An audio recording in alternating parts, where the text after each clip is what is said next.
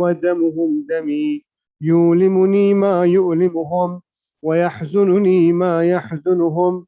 أنا حرب لمن حاربهم وسلم لمن سالمهم، وعدو لمن عاداهم ومحب لمن أحبهم. إنهم مني وأنا منهم، فاجعل صلواتك وبركاتك ورحمتك وغفرانك ورضوانك علي وعليهم، وأذهب عنهم الرجس وطهرهم تطهيرا. صل على محمد وآله. فقال الله عز وجل: يا ملائكتي ويا سكان سماواتي، إني ما خلقت السماء مبنية ولا أرضا مدحية ولا قمرا منيرا ولا شمسا مضيئة ولا فلكا يدور ولا بحرا يجري ولا فلكا يسري إلا في محبة هؤلاء الخمسة الذين هم تحت الكساء. فقال الأمين جبرائيل: يا ربي ومن تحت الكساء؟ فقال عز وجل: هم أهل بيت النبوة ومعدن الرسالة، هم فاطمة وأبوها وبعلها وبنوها. اللهم صل على محمد وآل محمد. فقال جبرائيل: يا ربي يتأذن لي أن أهبط إلى الأرض لأكون معهم سادسا؟ فقال الله: نعم، قد أذنت لك. فهبط الأمين جبرائيل وقال: السلام عليك يا رسول الله. العلي الأعلى يقرئك السلام ويخصك بالتحية والإكرام، ويقول لك: وعزتي وجلالي، إني ما خلقت السماء مبنية ولا أرضا مدحية ولا قمرا منيرا ولا شمسا مضيئة ولا فلكا يدور ولا بحرا يجري ولا فلكا يسري إلا لأجلكم ومحبتكم، وقد أذن لي أن أدخل معكم، فهل تعذن لي يا رسول الله؟ فقال رسول الله: وعليك السلام يا أمين وحي الله، إنه نعم، قد أذنت لك.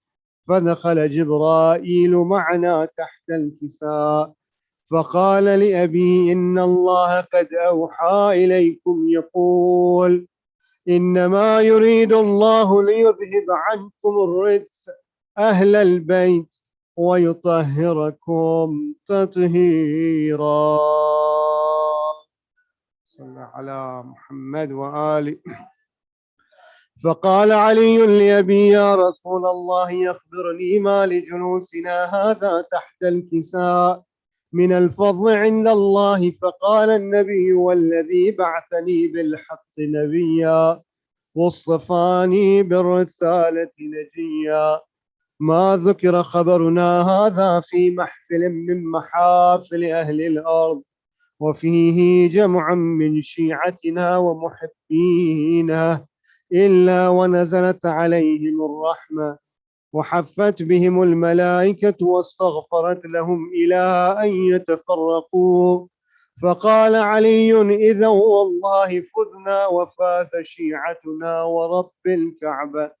فقال النبي ثانيا: يا علي، والذي بعثني بالحق نبيا واصطفاني بالرسالة نجيا، ما ذكر خبرنا هذا في محفل من محافل أهل الأرض، وفيه جمع من شيعتنا ومحبينا، وفيهم مهموم إلا وفرج الله همه، ولا مغموم إلا وكشف الله غمه، ولا طالب حاجة إلا وقضى الله حاجته. فقال علي: إذا والله فزنا وسعدنا، وكذلك شيعتنا فازوا وسعدوا في الدنيا والآخرة ورب الكعبة. محمد وآل الفاتحة.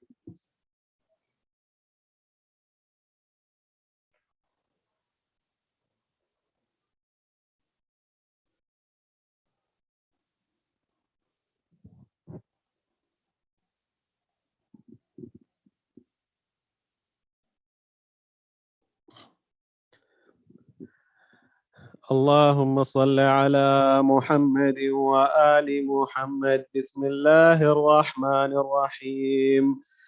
اللهم إني أسألك وأتوجه إليك بنبيك نبي الرحمة محمد صلى الله عليه وآله. يا أبا القاسم يا رسول الله، يا إمام الرحمة، يا سيدنا ومولانا، إنا توجهنا واستشفعنا وتوسلنا بك إلى الله، وقدمناك بين يدي حاجاتنا يا وجيها عند الله. يا أبا الحسن يا أمير المؤمنين يا علي بن أبي طالب، يا حجة الله على خلقه، يا سيدنا ومولانا، إنا توجهنا واستشفعنا وتوسلنا بك إلى الله، وقدمناك بين يدي حاجاتنا يا وجيها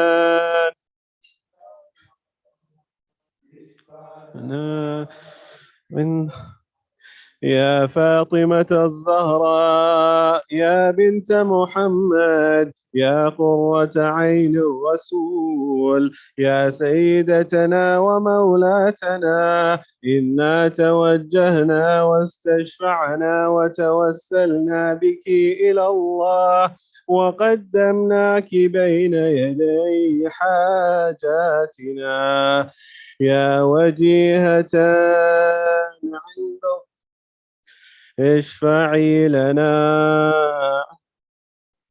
يا أبا محمد يا حسن بن علي، أيها المجتبى يا ابن رسول الله، يا حجة الله على خلقه، يا سيدنا ومولانا، إنا توجهنا واستشفعنا وتوسلنا بك إلى الله، وقدمناك بين يدي حاجاتنا يا وجيها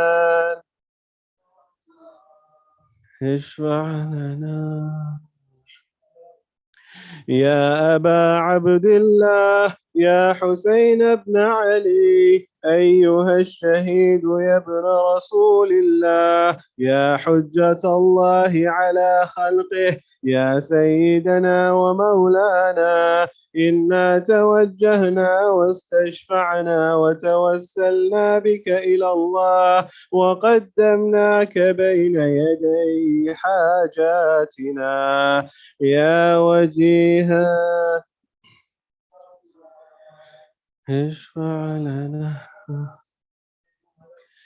يا أبا الحسن يا علي بن الحسين، يا زين العابدين يا ابن رسول الله، يا حجة الله على خلقه، يا سيدنا ومولانا، إنا توجهنا واستشفعنا وتوسلنا بك إلى الله، وقدمناك بين يدي حاجاتنا يا وجيها اشفع لنا. يا أبا جعفر يا محمد بن علي، أيها الباقر يا ابن رسول الله، يا حجة الله على خلقه، يا سيدنا ومولانا، إنا توجهنا واستشفعنا وتوسلنا بك إلى الله، وقدمناك بين يدي حاجاتنا يا وجيها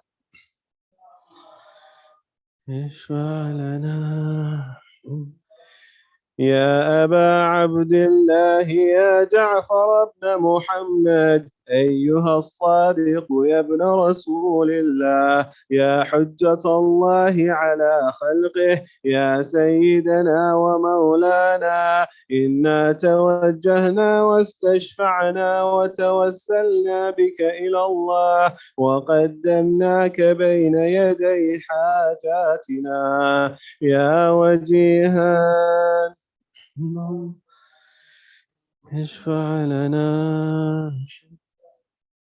يا أبا الحسن يا موسى بن جعفر أيها الكاظم يا ابن رسول الله يا حجة الله على خلقه يا سيدنا ومولانا إنا توجهنا واستشفعنا وتوسلنا بك إلى الله وقدمناك بين يدي حاجاتنا يا وجيه الله اشفع لنا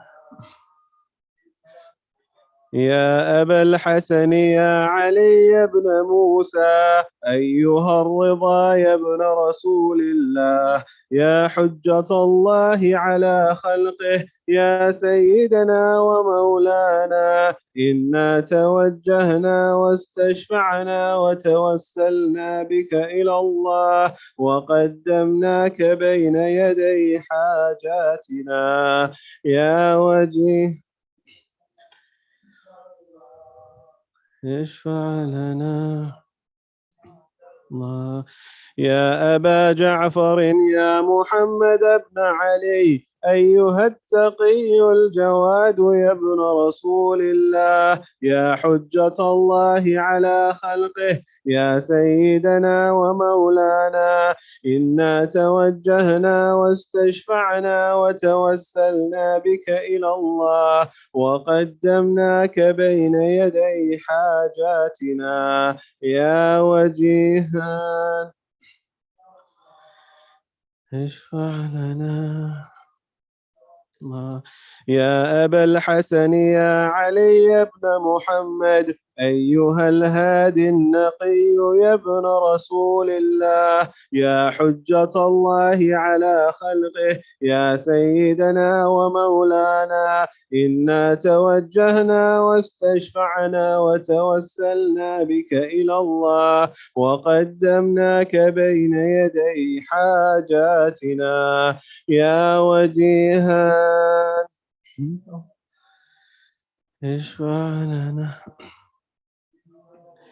يا أبا محمد يا حسن بن علي أيها الزكي العسكري يا ابن رسول الله يا حجة الله على خلقه يا سيدنا ومولانا إنا توجهنا واستشفعنا وتوسلنا بك إلى الله وقدمناك بين يدي حاجاتنا يا وجيه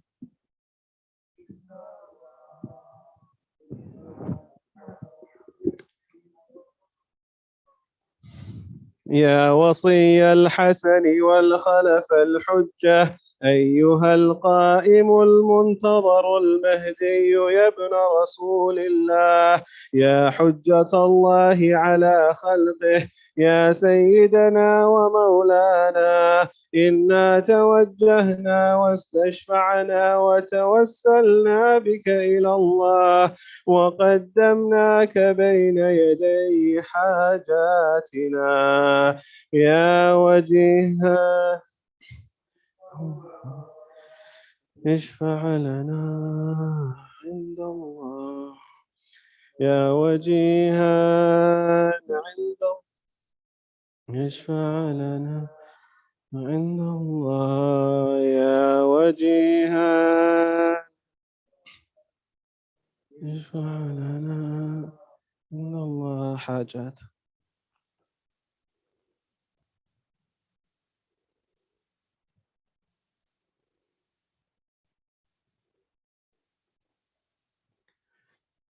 يا سادتي ومواليه إني توجهت بكم أئمتي وعدتي ليوم فخري وحاجتي إلى الله، وتوسلت بكم إلى الله، واستشفعت بكم إلى الله، فاشفعوا لي عند الله، واستنقذوني من ذنوبي عند الله، فإنكم وسيلتي إلى الله، وبحبكم وبقربكم أرجو نجاة من الله، فكونوا عند الله رجائي. يا سادتي يا أولياء الله، صلى الله عليهم أجمعين، ولعن الله أعداء الله ظالميهم من الأولين والآخرين. آمين رب العالمين.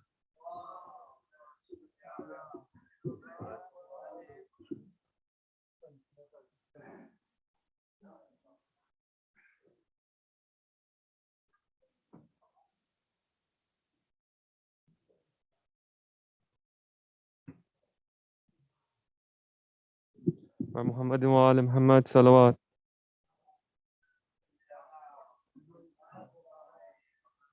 أفضل الصلاة محمد وآل محمد. नादे अली का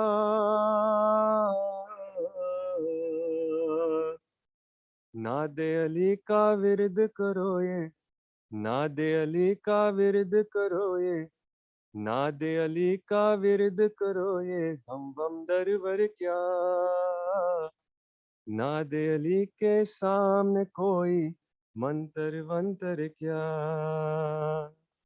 नादे अली का विरद करो ये, गम बम दरबर क्या,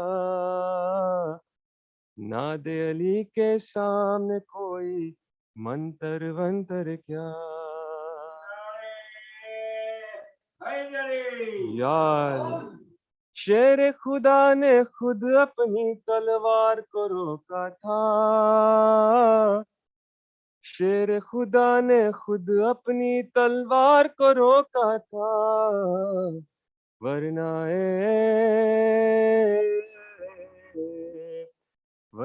ए जिब्रील तुम्हारे शे परवे पर क्या, वरना ए जिब्रील तुम्हारे शे परवे पर क्या। और जिसने अपने बचपन में अजदर को चीरा हो, जिसने अपने बचपन में अजदर को चीरा हो, उसको बरी जवानी में ये खैबर वैबर क्या, उसको बरी जवानी में ये खैबर वैबर क्या। और जिसके दिल में हुब्बे अली की मोहर लगी होगी, जिसके दिल पे हुब्बे अली की मोहर लगी होगी, उसके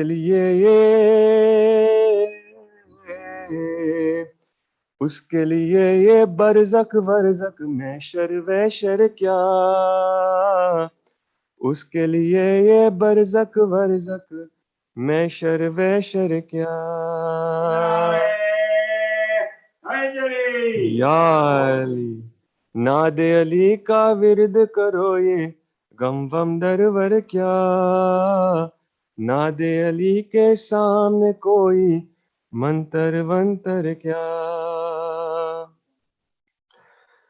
नजफ की जो गलियों में जाना हुए दिल, अदब से तू पहले जरी चूम लेना, नजफ की जो गलियों में जाना हुए दिल, अदब से तू पहले जरी चूम लेना, बता दे न जो है मुझ पे जो गुजरी, मेरी दास्तां तू अली से ही कहना, नजफ की जो गलियों में जाना हुए दिल, अदब से तू पहले जरी चूम लेना।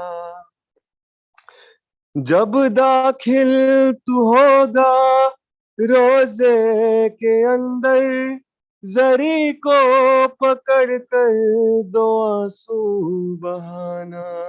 नजफ के शहनशाह तुम फरियाद सुन लो, मेरी कश्ती मौला किनारे लगाना। नजफ की जो गलियों में जाना हुए दिल, अदब से तू पहले जरी चूम। तबाही ने मुझ पे जो गेरा है डाला, सभी ने फिराया है मुझसे मौला।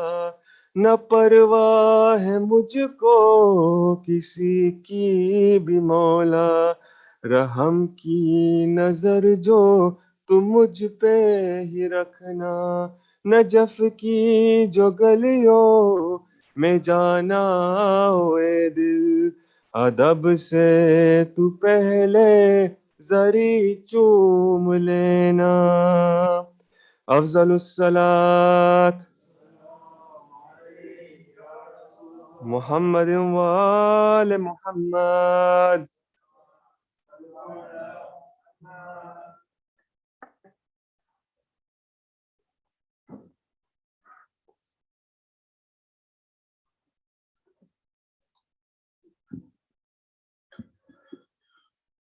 On behalf of the managing committee, I'd like to wish all of you and your families Eid Mubarak, Shali Mubarak. Well, thanks to Sheikh Bilal for being with us. Welcome back. Alhamdulillah, always nice to have you. Also, it's a happy occasion, but just since we have few of you here, inshallah, we'll be expecting Muharram to start on 9th of August, first night. And inshallah, the schedule will be upcoming. As for that's 9th August, and for the 8th of August, early in the morning, there will be youths putting up the black cloths. And so those who would like to volunteer in that, to please contact Brother Arif Sanasra. He'll be heading that. But let us all recite 5 times, I am a Yujibu, for all those who are sick, for the safety of all Muslims, for our safety, or everybody's safety from the diseases, and for all those who have hajats. Bismillahir Rahmanir Rahim. أما يجيب المضطر إذا دعاه ويكشف السوء أما يجيب المضطر إذا دعاه ويكشف السوء أما يجيب المضطر إذا دعاه ويكشف السوء أما يجيب المضطر إذا دعاه ويكشف السوء أما يجيب المضطر إذا دعاه ويكشف السوء. اللهم صل على محمد وآل محمد. سورة المباركة الفاتحة.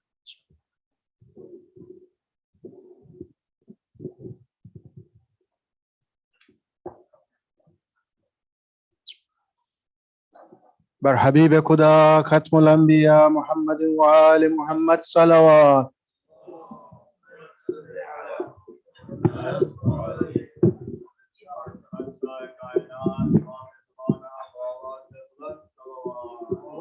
اللهم صل على محمد. سورة الفاتحة.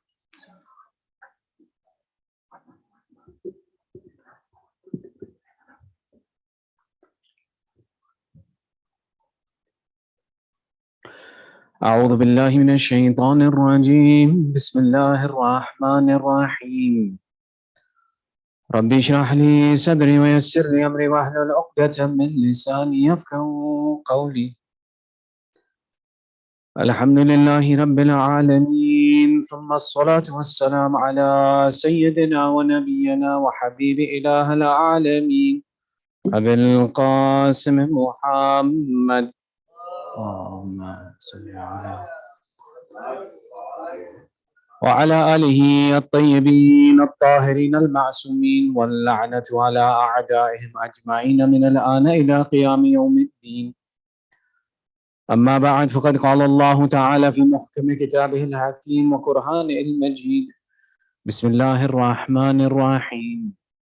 يا أيها الرسول بلغ ما أنزل إليكم وإن لم تفعل فما بلغت الرسالة والله يعصمك من الناس إن الله لا يهدي القوم الكافرين. آمنا بالله، صدق الله العلي العظيم. اللهم صل على محمد. Your second salawat for love of Muhammad wa Ali Muhammad.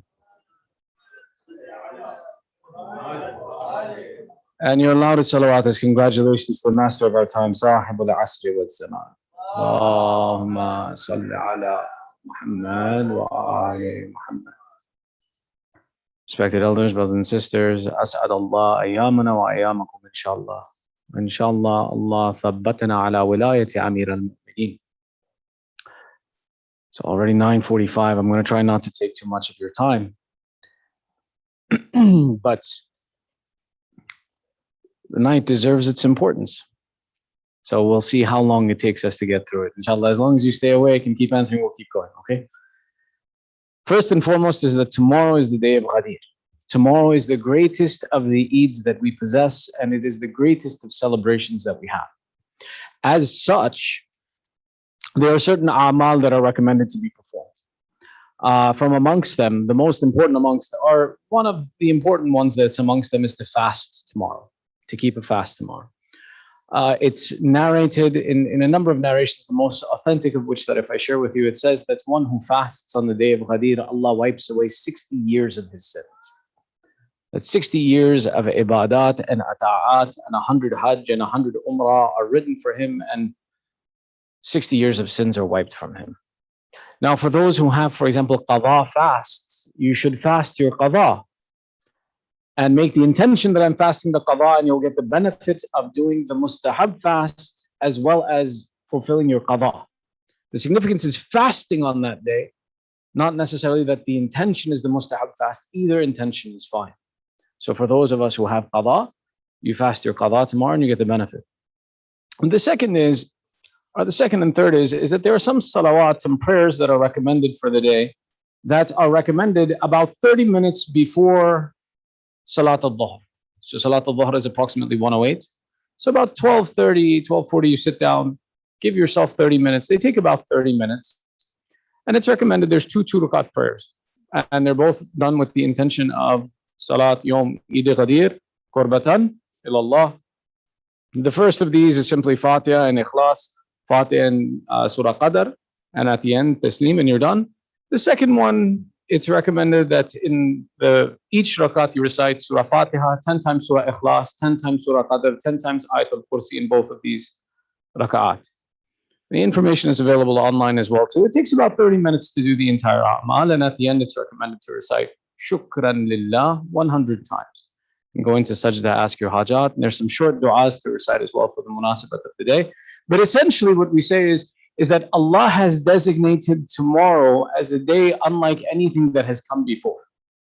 Allah has indicated, He says, Al-yawma akmaltu lakum deenukum wa atmamtu alaykum ni'mati wa radaytu lakum ad-deen al-Islam. And Allah says, on this day I have completed for you your faith and perfected for you your faith. And I have given you Islam. So if Allah is claiming that this is the day of perfection of faith, then it's a day that we should be, one, celebrating, and two, taking advantage that if Allah has put a special barakat in this day, that I don't let the day go without taking the benefits from it. So the opportunity is something special. But one of the things that's always important to understand is to have ma'rifat of what it is that I'm celebrating. You see, even the ziyarat of our Aimma alayhim as-salam, the ziyarat of our Prophet, the ziyarat of these personalities, the thawab, the ajr, the acceptance of dua is all depending on the ma'rifah. Ma'rifah meaning understanding of what it is you're doing. Right? We know that if you have ma'rifah of Aba Abdullah and you do the ziyarat of Imam al-Hussein in Karbala, may Allah give us all tawfiq, inshallah, that ziyarat is such that hell becomes forbidden for you. Hell becomes haram. Haram. Literally, the word haram is used in that statement. That it's haram. Now, let me explain how. Okay, we're going to take this aside. Are you guys ready? We're good?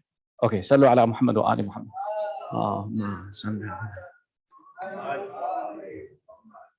I don't think you understand what it means when Allah says hell becomes haram. Nar al jahannama haram ali. You see, when you go to the day of judgment and you go through all of the questioning and finish with everything, there are three phases that you have to face at the end. One is your tatawur al-kutub, where your book of deeds is checked. The second is the mizan. The mizan is where your scale of what Allah has given you is weighed against what you accomplished with this life. Tatawur al-kutub is different, mizan is different. According to some of our ulama and maraja, some say it's the same, but some say it's different. The third is passing over the sirat. The sirat passes over the fire of hell. One of the potential implications of the idea of the ma'rifat of Aba Abdullah is that to do the ziyarat of Aba Abdullah, understanding who he is, there is none of this for you. There's none of this for you. There is a category of people who awake on the day of judgment and they awake in front of the door of Jannah. And the malaika who are standing at the gate of Jannah, they look and they say, where did you come from? The questioning has just begun. How did you get here already? Because the door of Jannah is after the sirat. And the person replies, he says, I don't know how I got here, but open the door. Let me in. And the malaika say, if you made it to the door, that means Allah has let you in, so it's okay, go ahead. There's another category of person who on the day of judgment is the one that surrounds the Ahlul Bayt and sits with the Ahlul. We're completely off topic now. You guys are okay? All right, okay. This is kind of an interesting discussion anyway. There's a group of people who surround the Ahlul Bayt. Rasulullah sallallahu alayhi wa sallam talks about them. Ya Ali shi'atuka ala manabirin min nur mubiyaddatun wujuhuhum hawli wa hum jirani fi jannah. Rasulullah says, oh Ali, your Shia will be those who will surround us on the day of judgment. Their faces will be a white nur. That nur will be such that anything it encompasses will be entitled to the rahmah of Allah. The nur of that person. We're not even saying the intention of that person. The nur of that person will be a source of shifa'ah for people. And he says that these Shia of yours, Ali, will be my neighbors in heaven. Which is why today is not a simple day. It's not a little day. The barakat, if we approach this day with ma'rifah, our 8th Imam Ali ibn Musa al-Rida alayhi salam,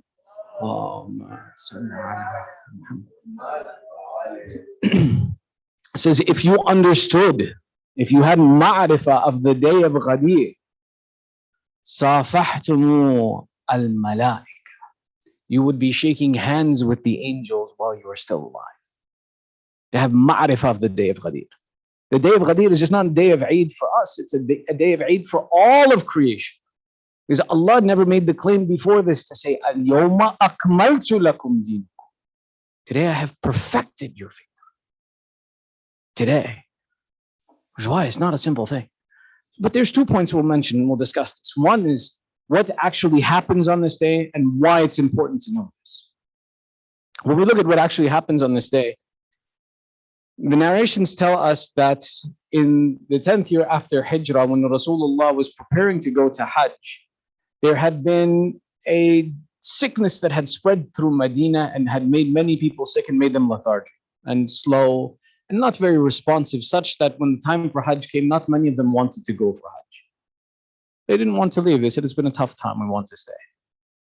And our Prophet at that point in time mandated and he pushed the people that you have to go for Hajj. Now at that time, people didn't know this would be Hajjat al-Wida, that this would be the final farewell Hajj of our Holy Prophet. And our Prophet motivated these people. There are 3 sets of narrations that say that after the motivation of our Prophet, either 90,000 people left Medina to go to Hajj, or 100 and some odd thousand, or the highest number is 124,000 people left the city of Medina with our Prophet with the intention of performing Hajj. And this began Hajjatul Wida. This did not include the people of Makkah. This did not include the people of the surrounding areas and cities and different tribes. This did not include the people that Imam Ali was sent to the country of Yemen to bring the people from Yemen to Hajj as well. So this Hajj was very large. The significance of Hajjatul Wada being very large is within itself important, that the establishment of what were the rituals and responsibilities of Hajj. Today, if you see all of the Muslimin gathering together and moving together in unity in Hajj, regardless of the difference of their sects, it's because of this great effort of the Holy Prophet to attend the Hajj himself and make sure that it was clear in front of every Muslim what you have to do at Hajj and how you perform the Hajj like the Prophet. Today, our Hajj that we perform, the fundamental, the backbone of it was established by our Holy Prophet. And every Muslim agrees on this. There's no one who disagrees or debates this discussion. It's accepted. At the end of this Hajj, our Prophet proceeds, and when they get to the place of Ghadeer, which was a place, a watering place for people to take water before they separate in different directions, the Prophet is given a revelation, which is in Surah Ma'idah, verse number 67, where Allah says to him, O Prophet, reveal that which has been given to you, and if you don't reveal this, balligh, announce. If you don't do this, ma ballaghta rasala, you didn't announce anything of the message. And then Allah continues, He says, Wallahu ya'asimuka min nas, and Allah will protect you from the people. Inna Allah la yahdil qawm al-kafirin, and Allah does not guide the disbelieving people. There's a few interesting things about this verse, and it's a longer philosophical discussion, where we're going to do a short, brief point to it. There's two things that Allah says in here, which are very unique and different. Very, very unique and different than any other communication that Allah has given our Holy Prophet. And there's many books written about why this communication is such. The first of these two is to notice that Allah is threatening the Prophet. If you don't do this, it's as if you've done nothing. Now, understand something. Our Prophet, who is rahmatul lil alameen, mercy to all of mankind and everything that exists. He is the one who Allah said, if you ask, if you don't even have to ask, if you allow me to, I will change the city of Medina to gold for you, and it won't even count in iota against the thawab you will get on the day of judgment, and there will be no questioning for you. Our Prophet said, I don't want it. That Prophet is being communicated with in a threatening language that do this or else, which doesn't make sense. The other thing is, our Prophet, the one who constantly put his life in danger, the one who, when they would go to the battle, there were over 80 campaigns in the life of our Holy Prophet. He was always at the front line of every campaign. Yet Allah never promised him, I'll protect you from the people. Now he's saying, I'll protect you from the people. Wallahu ya'asimuka minan nas. This is the Quran. We didn't make this up. It's not us who's saying this. It's Allah who dictated this. These 2 points become very unusual in the language of how Allah speaks to His Prophet. There's even more. For example, the using of the term balligh, or referring to Ya ayyuhar Rasul. There's many places where we can analyze and realize that there's something unique going on here. And one of the explanations for this is to demonstrate that this wasn't by the choosing of the Prophet, that the Prophet had no input or freedom in the decision of what he was about to do. And that if there were people who, for example, thought maybe he was under duress that he did this, or maybe he was imposing his own opinion upon this, the language clearly stated one opinion, that this was something that was completely outside of the hands of the Holy Prophet, and nothing except Allah could be motivating him to this action. And sure enough, our Prophet called all of these people back, and he called back the entire community. And in the middle of the day, at the time of Dhuhr, Rasulullah makes an announcement, and he says, do I have more authority over you than you have over yourselves? And the people says, yes, Ya Rasulullah. And then Rasulullah famously makes the statement, Man kuntum mawla, fahada, Allahumma wali, man walahu wa'adi, man adahu, wansur, man nasara, wakhdhul, man khadala. Oh, he says, I swear, whoever Mawla I am, this Ali is his Mawla. Oh Allah, help whoever helps Ali, be the friend of whoever is the friend of Ali, be the enemy of whoever is the enemy of Ali, be the helper of whoever is the helper of Ali, be the deserter of the one whoever deserts Ali ibn Abi Talib. Sallu ala Muhammad wa ali Muhammad. نعرہ تکبیر نعرہ رسالت نعرہ حیدری Ya Ali. Now, this event that I'm quoting to you is what's called tawatur. In the structure of a hadith and transmission of the history of Islam, the most authentic thing that can exist is referred to as tawatur. And this is a tawatur unlike any other tawatur. Tawatur literally means that it's narrated by so many people that it can't be a lie. That there's no way that everybody got together and agreed to tell the same lie altogether. So we say it's tawatur. It's come from so many different sources that we don't doubt its authenticity and its truth. Now, many times when there is a tawatur, there's 20 people, 30 people, there's 40 people, and we say that's kind of good enough that 40 people aren't going to get together and lie about something. But this narration of this event is narrated, according to Alama Amini in his book Eid al Ghadeer, by over 110 companions of our Holy Prophet. 110 people got together immediately, followed by 200-300 of the companions or the tabi'een and the people who met the companions. It's noted in over 316 authentic books of the most pious scholars that are around. There are so many narrations about this event that there is nothing else in the history of Islam, not even the Annunciation, that has as much unity in discussion as this event of the event of Ghadir Khum. Nothing in the entire history of Islam. There's probably even more debate about some of the verses of the Quran being authentic than there is about this being authentic. That's how broad it is. To the extent where Abu Hanifa, when he sat with his companions in the time of our sixth Imam, he says to them, he says, this is true, don't doubt its truth, but don't narrate it. And one of this is in history, this is written.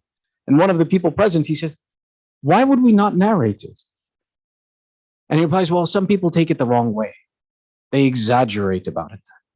They go in different directions and we can't control them anymore. And the person says, if Rasulullah was told not to be afraid of people, then why are you afraid of people?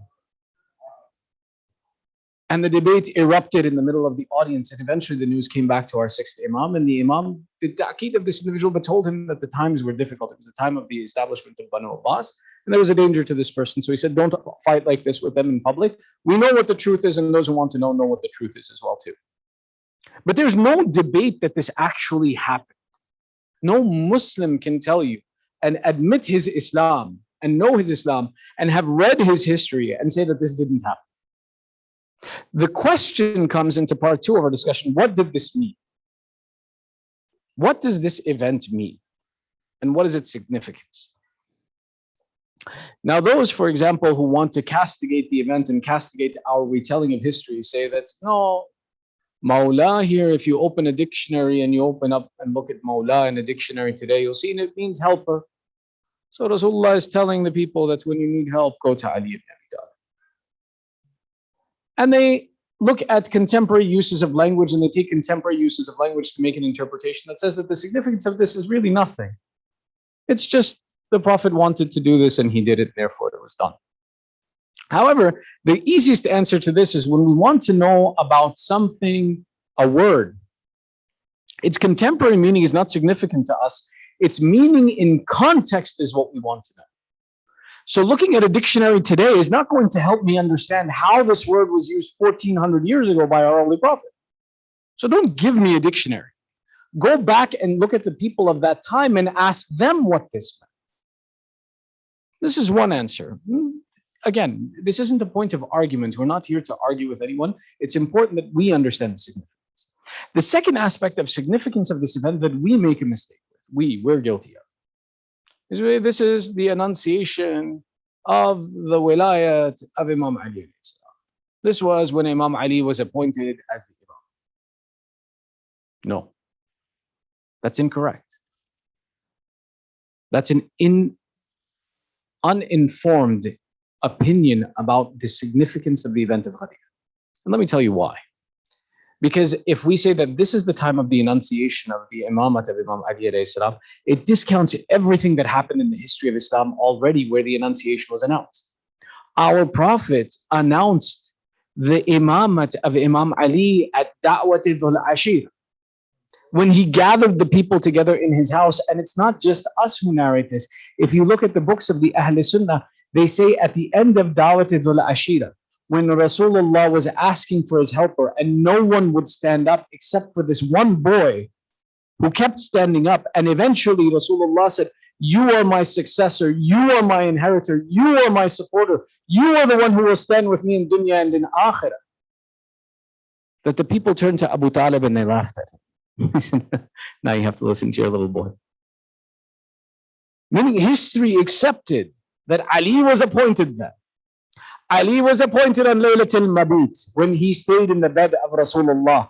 Ali was appointed when he went to the battle of Badr. He was appointed when he went to the battle of Uhud. He was appointed when he went to the battle of Khandaq. And our Prophet said, the one strike of Ali ibn Abi Talib today is better than the worship of everyone from Adam ila al-Khatam. That day Ali was appointed. Ya Ali. Ya Ali. Ya Ali. The wilayat of Ali ibn Abi Talib as the Khalifa, as the inheritor of our Prophet, was something that was not hidden from anyone. That's not the significance of the day of Ghadir. That's not what we're here to celebrate. I have a fun narrative. Okay, everybody's okay? Are we okay? Because we're going long now. Are you guys okay? All right. Sallu ala Muhammad wa ali Muhammad.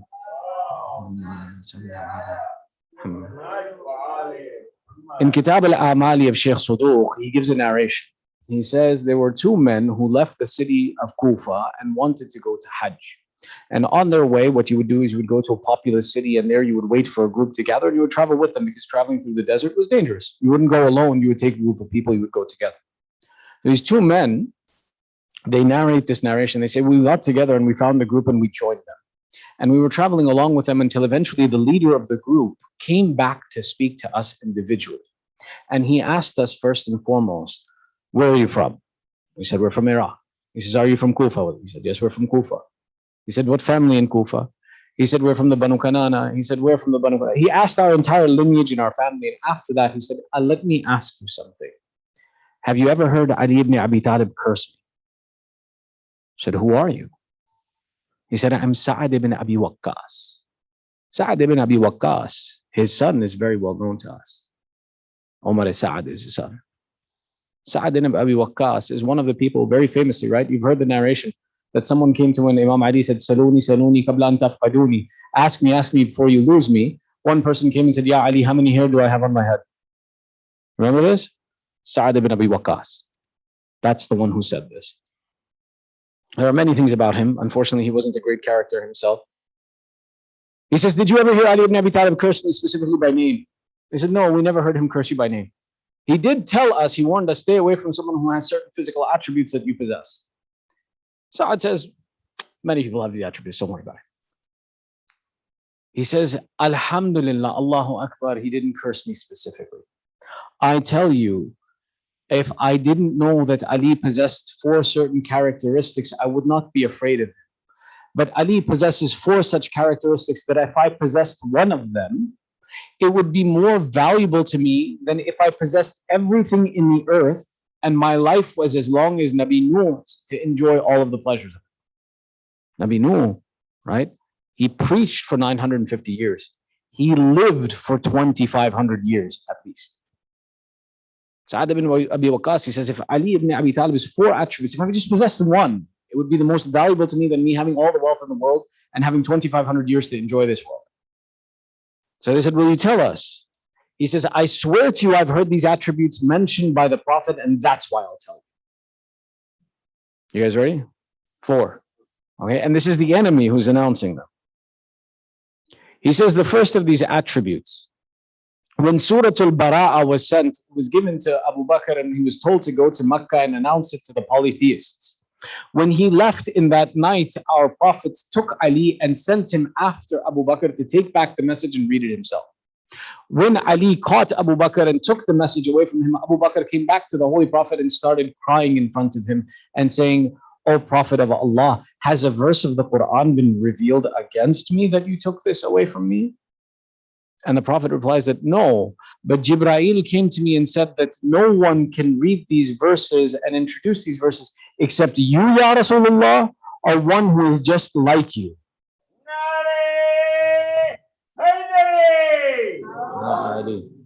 And the Rasulullah said, there is no one who is just like me except for Ali ibn Abi Talib. And that's why he went to go recite. Sa'ad ibn Abi Waqqas says, this is the first characteristic that if I possessed, that Rasulullah said, I am just like him, I would have appreciated. They said, what's the second characteristic? He says, the second characteristic is that all of the Muslimin, they used to have houses attached to Masjid al-Nabawi. They used to be able to come and go from the masjid, from their house whenever they wanted, to the extent where you could say that our houses were inside masjid. And then one day, Rasulullah came and said, close up and move off all of your houses from the masjid, except for my house and the house of Ali. When this happened, all of us became upset, especially the uncle of the Holy Prophet, Hazrat Hamza. And Hazrat Hamza, we followed him. And he came and he presented his grudge, or his complaint, not grudge, complaint to the Prophet. He said, "Oh nephew, you close all of our doors, but you leave open the door of this young man, Ali." Ghulam in Arabic they use, Hada Ghulamun Ali. This young man. Why are you leaving? I am your uncle. If you say by proximity, I am more proximal to you in relationship than him. But you close my door and you leave his open?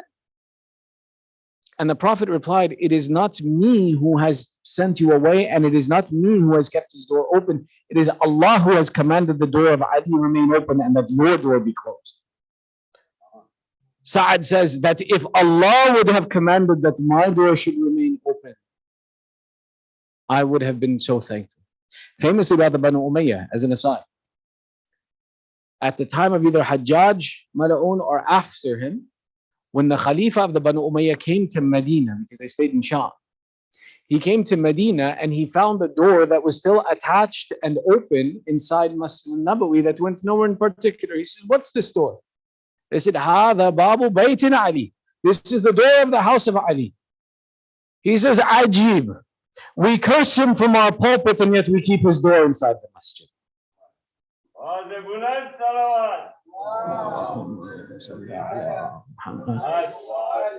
Never let anyone say the enemies of Ahl al-Bayt were not intelligent. This Khalifa, first he says, destroy this door. And the people came in and said, oh, how can we destroy this door? Allah left this door open. And the story of Ali ibn Abi Talib became again popular, that Allah left the door of Ali open in the masjid. Now this Khalifa, he had to end this quickly, otherwise the story was going to spread that the Khalifa commanded something and the people refused. So he said, okay, no problem. We won't close this door. We'll expand the masjid. And when they expanded the masjid, the door disappeared. So he says, you won't let me destroy it, so let me go another way about it. And instead, I'll be known as the Khalifa who grew the masjid of Rasulullah. The enemies of Ahl al-Bayt have always been very clever. Be very careful. You don't know how they will attack you. You have to be very conscientious, which is why it's important to know, why is Ghadeer important? We have 2 more to go. You guys are okay? Sallu ala Muhammad wa ali Muhammad.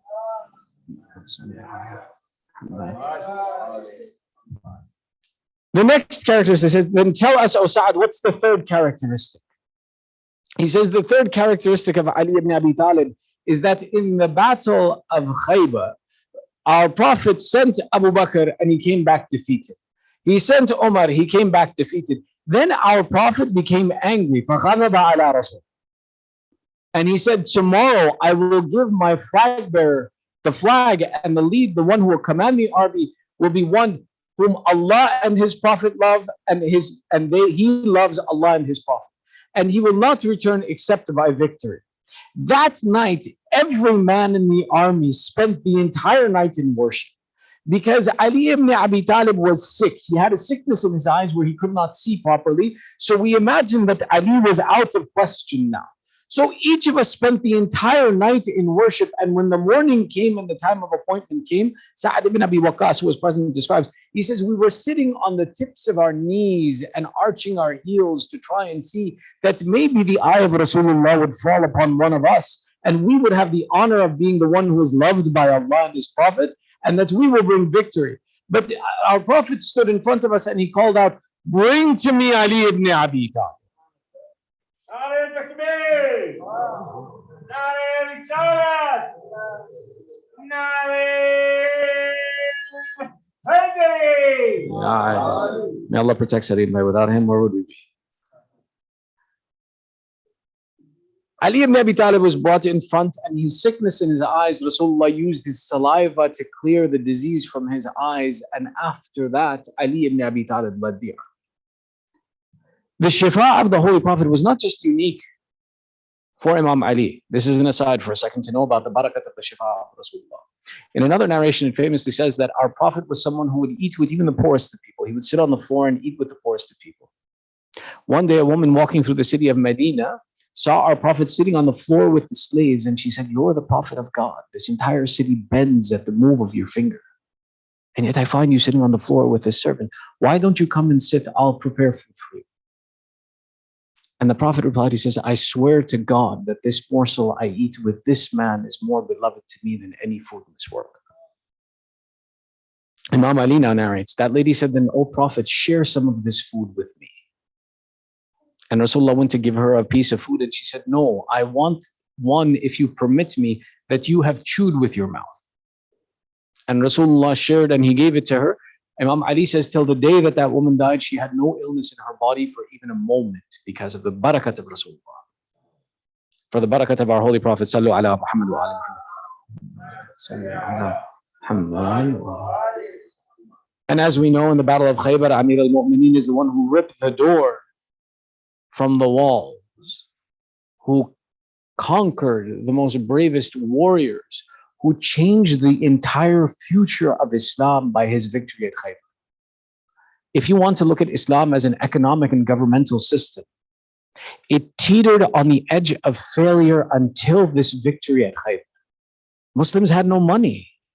They had no weaponry. But the victory at Khaybar cemented the future of Islam by making it not just a military powerhouse, but also an economic powerhouse that had the ability to withstand sieges and to have the ability to direct the affairs of Arabia. And it all hinged upon this one man going and representing the religion of Islam. Sa'ad ibn Abi Waqqas says, if I had this quality, it would have been better than anything. They said, tell us the fourth. He says, the fourth, when our Prophet left for the mission of Tabuk, he appointed Ali to remain in Medina and for everyone to go. When our Prophet left the city of Medina with the army and was on his way, suddenly Ali ibn Abi Talib came on his horse and came and took his horse behind the horse of Rasulullah and said, I follow you now. I don't want to be separated from you. Rasulullah says, Ali, why? He says, Ya Rasulullah, with tears in his eyes. He says, the Quraysh lay the claim against me that certainly you must hate me, that you've left me with the women and children, and you have taken everyone else with you. So Rasulullah stops and gathers the entire army. And he says, oh, you people, isn't it true that each of you in your family have someone who is beloved to you? Isn't it normal that every man who is attached to a family, that in his family there's one who is very beloved to him? And I said, yes, Ya Rasulullah, it's normal. It's a normal thing. He says, then understand something. There is no one more beloved to me from my family or anyone else than this Ali ibn Abi Talib. Oh Ali, are you not satisfied that you are to me as Harun was to Musa, except that there is no prophet after me? And Sa'ad ibn Abi Waqqas says, had the Prophet, I heard all of these characteristics said by the Prophet, and he said this about me. It would have been better for me than anything that exists in this world. And finally, he makes a statement. He says, shall I tell you a fifth quality that Ali possesses that no one else possesses? And I said, yes, tell us. He says that on the day of Ghadir, our Prophet gathered all of the Muslimin and said, Man kuntu mawla fahada aliyun mawla. That's who's ever. Ya Ali.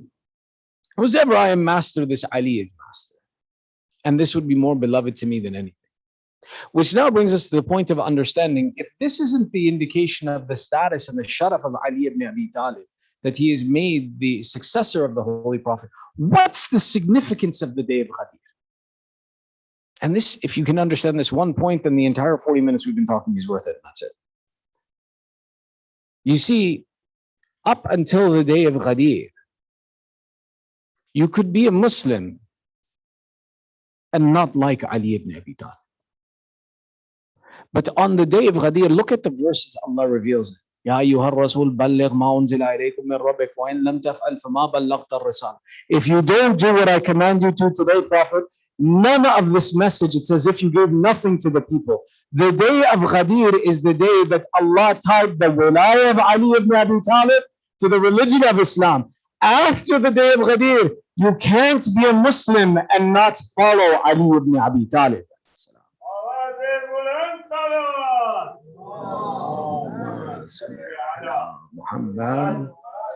When Allah says, Al-yawma akmaltu lakum deenukum, today I have perfected for you your religion. Allah said, up until this day, the wilayah of Ali ibn Abi Talib existed. You chose it, you didn't choose it, this is your freedom. But on that day, when Allah made the condition that you have to accept the authority of Ali ibn Abi Talib as a part of the religion of Islam, from that day forward, you were not given the option except that the only religion of Islam exists by attaching yourself to Ali ibn Abi Talib. This is the significance of the day of Ghadir. This is the celebration that you are making, that by attaching yourself to Ali ibn Abi Talib, you got to the message that it took 124,000 prophets to introduce to society, that it took our prophet to complete, that we need to get from the Holy Quran can't be attained until we've accepted this part of our faith. Which is why our prophet made this statement. He says, "Lawla anta ya Ali lam yu'rif al-mu'minuna ba'di." That had it not been for you, O Ali, it would have been impossible to know who is a mu'min after me. When we celebrate on the day of Ghadir, it's because we were blessed to reach the completion of the religion of Islam. We were blessed to accept all of the conditions of faith such that we reached what that message was that Allah wanted humanity to attain. Which is why when we look at the statement of Imam al-Rada, that when a mu'min understands and has ma'rifah of the day of Ghadir, he would have the ability to shake hands with the angels. It explains that those malaika who have been worshipping Allah from the start and understood all of its conditions would acknowledge and be able to recognize us, and we would recognize them by having the barakat of the wilayat and the love of the condition of Ali ibn Abi Talib in our hearts. This is what we have to remember. That, and this is why we say on this day when we greet each other, the greeting that's recommended, and I'll say it in Arabic, but you can say it in English, trust me, it's okay. Alhamdulillah alladhi ja'alana min al-mutamassikina bi wilayati amir al-mu'minin wal a'immati alayhim as-salam. Thanks to Allah, who has made us from amongst the people who are attached to the wilayah of Imam Ali and the Ahlul Bayt. That's a great blessing, that through this wilayah and attachment, we reach the completion of Islam and the perfection of Islam. And that's why tomorrow is a day of celebration for us. Not that it was the appointment of Imam, that was done. But that now, after the day of Ghadir, there's no argument. You can't be a Muslim, you can't be someone who has Kamal ad-Din, the perfection of religion, until you've accepted Ali ibn Abi Talib. And this marrying was what made that big impact for us. Inshallah, we raise our hands in dua. ندعوك باسمك العظيم الأعظم الأعز الأجل الأكرم. 10 times we call out, Ya Allah, Ya Allah, Ya Allah, Ya Allah, Ya Allah, Ya Allah, Ya Allah, Ya Allah, Ya Allah. Ya Mahmud بحق محمد, Ya أعلى بحق علي, Ya فاطر السماوات بحق فاطمة, Ya محسن بحق الحسن, Ya قديم الأحسان بحق الحسين. Oh Allah, accept this small ibadat from us. Ya Allah, forgive our sins and cover our faults. Ya Allah, give the thawab of this majlis to our marhumin and the mu'mineen and all those who are in need of dua. Oh Allah, we have gathered here with hajat by the rights of the mention of the wilayat of Ali ibn Abi Talib. Fulfill our hajat. Ya Allah, those amongst our community, the Muslimin, the mu'mineen, wherever they are in the world who are suffering through sickness, Ya Allah, give the mu'mineen shafa'ah wherever they are. Ya Allah, keep us and our children on the firm path of Ali Muhammad. Attach them to the wilayah of Amir al-Mu'mineen. Ya Allah, entitle us to the shafa'ah of Imam al-Hussein in dunya and in akhirah. And most importantly, hasten the reappearance of the remainder of Imam Ali Sahib al-Zaman and make us from his upright supporters. رحم الله من يقرأ سورة الفاتحة مع الصلوات. اللهم صل على محمد وآل محمد. بسم الله.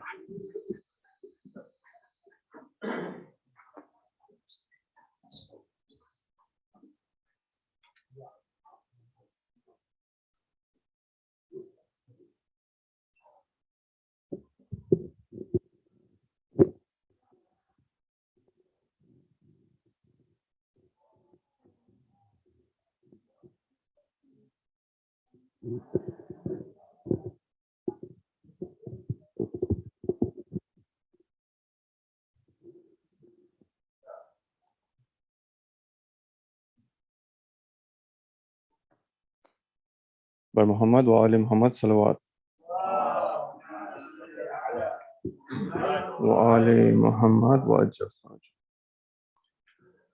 If you're able to, please recite a better salawat ala Muhammad wa Ali Muhammad.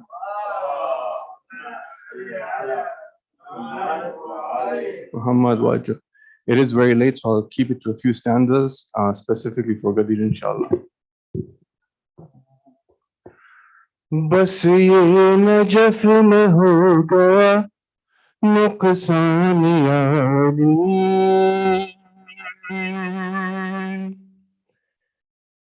A lot of my elders are here, you understand Urdu. Najaf mein nuksan, it's a very heavy stanza. बस ये Najaf में हो गया नुकसान यारी. बस ये Najaf में हो गया नुकसान यानी.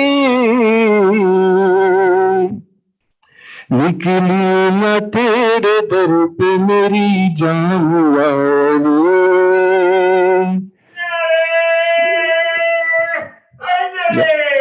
या निकली न तेरे दर पे मेरी जान वाली. Sheikh Bilal, this is for you. जिसका नहीं गदीर पे ईमान यानी.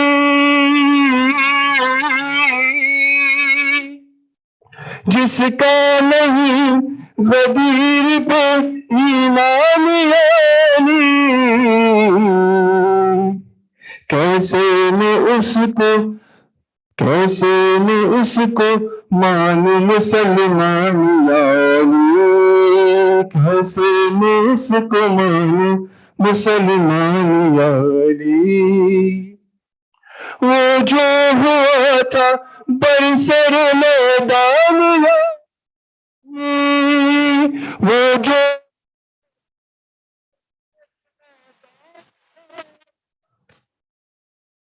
बहरों ने भी सुना था वो ऐलान यानी.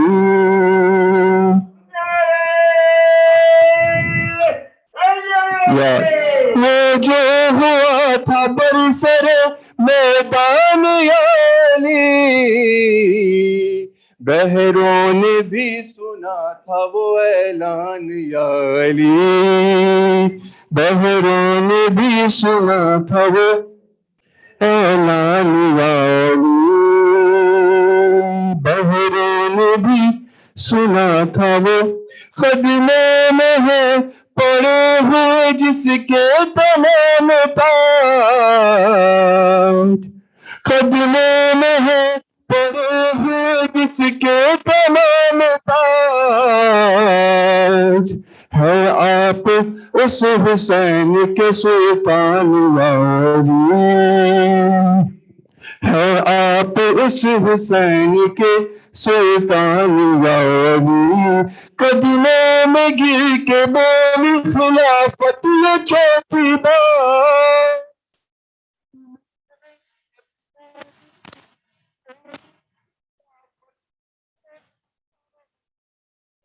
अब तो मुझे संभालो मेरी ईमान यारी, अब तो मुझे संभालो मेरी मान यारी, अब तो मुझे संभालो मेरी मान यारी। Last one, I know everybody is tired. मैदान से भाग जाने का जिसका प्लान था, मैदान से भाग जाने का जिसका प्लान था, कंबल में उनसे ले लिए पालान यानी, कंबल में ले ली उनसे ये पालान यानी। खुशबू नजफ की आती है उस सरजमीन पर,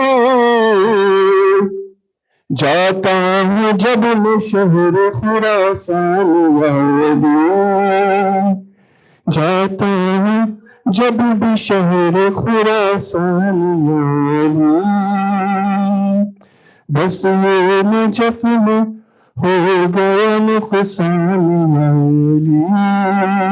सल्लल्लाहु अलैहि मोहम्मद व आले मोहम्मद।